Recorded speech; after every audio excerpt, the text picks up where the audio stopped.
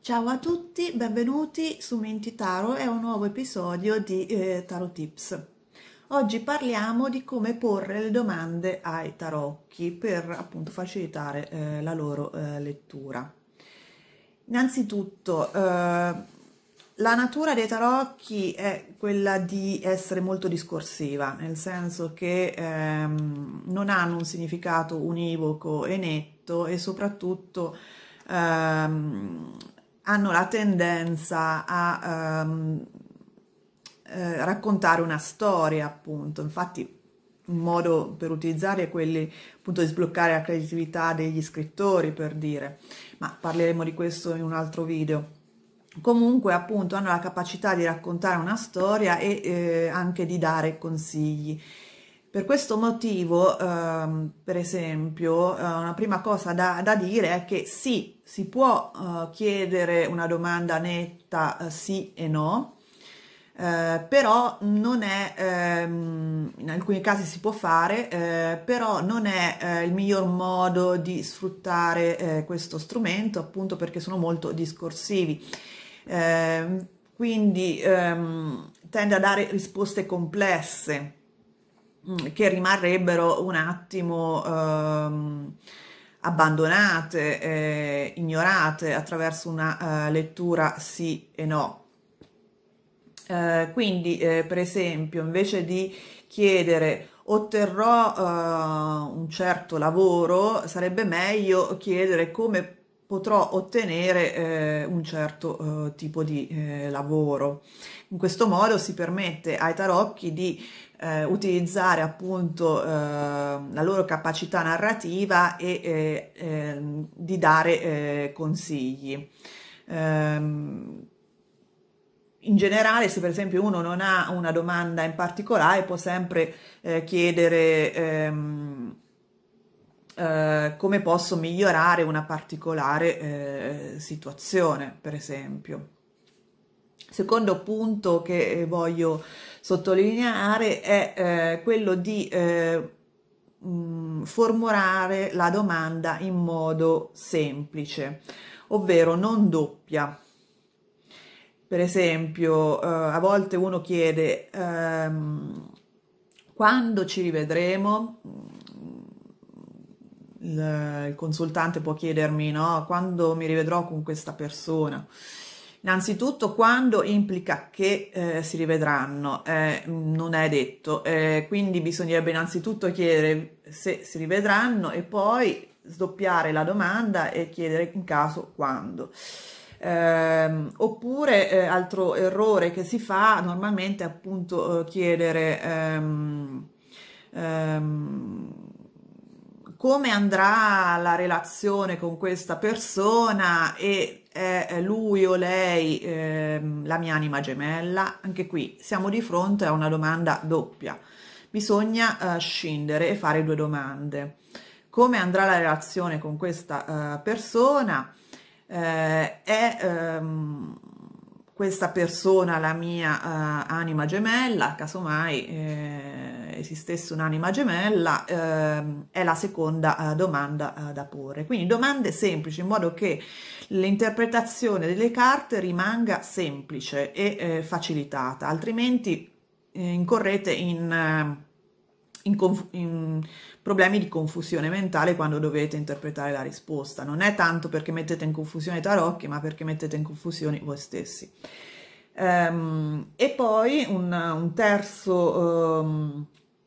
terzo punto che voglio sottolineare è quello di esprimere la domanda in maniera positiva, anche questo per evitare confusione mentale, ovvero se avete un problema per esempio di relazione, no? E avete paura per esempio che il vostro matrimonio si sfaldi, invece di chiedere divorzieremo, è meglio chiedere resteremo insieme, perché se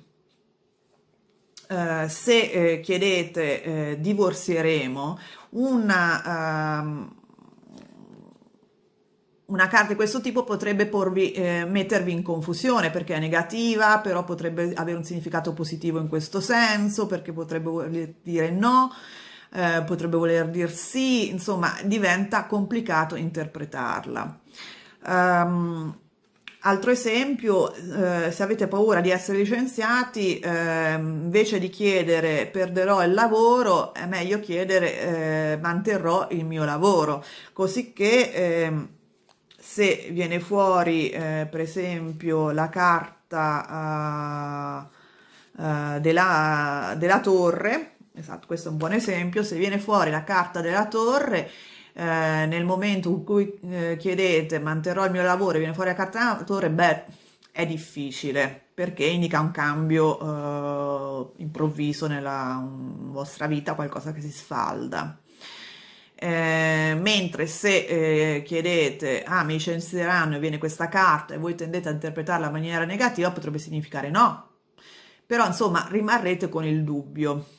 Quindi vi consiglio caldamente di formulare le vostre domande in modo positivo, anche perché formulare le domande in modo positivo è molto più propositivo come sistema, nel senso dovete fare uno sforzo per effettivamente capire quello che volete, e non è sempre scontato, perché a volte uno ha paura di una cosa perché ha paura del cambiamento che comporta, però in realtà non vuole esattamente rimanere nella stessa posizione, ma non se lo dice. Per esempio nel caso del lavoro, magari è un lavoro che uno non sopporta, però ha talmente paura di rimanere senza lavoro che chiedere semplicemente mi licenzieranno è più facile, perché tocca appunto rispondere a una paura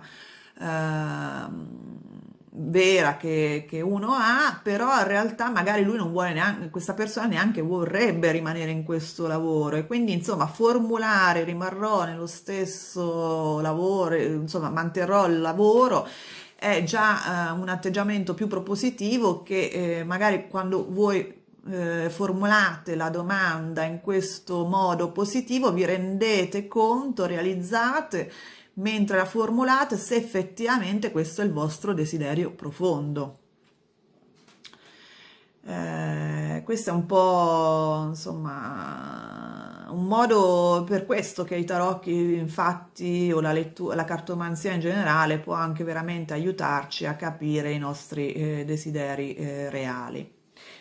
E non è un modo di capire i nostri desideri reali e allo stesso tempo non correre dietro alle nostre paure, che sono quelle che ci portano molto spesso su false strade, su false piste. Detto questo, se invece non avete una particolare curiosità, una particolare domanda da chiedere, potete sempre porre la domanda cosa necessito sapere in questo momento, punto.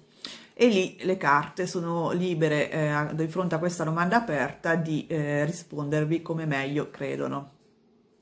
Questo è tutto. Spero che il video vi sia piaciuto. Se avete curiosità, domande, dubbi su come leggere i tarocchi e la storia dei tarocchi in genere, scriveteli nei commenti, io sarò felice di rispondervi e magari potrò farci un video sopra.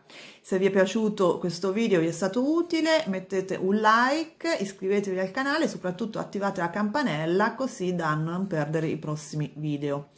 Se invece volete contattarmi personalmente, i miei contatti sono nella descrizione del video. A presto!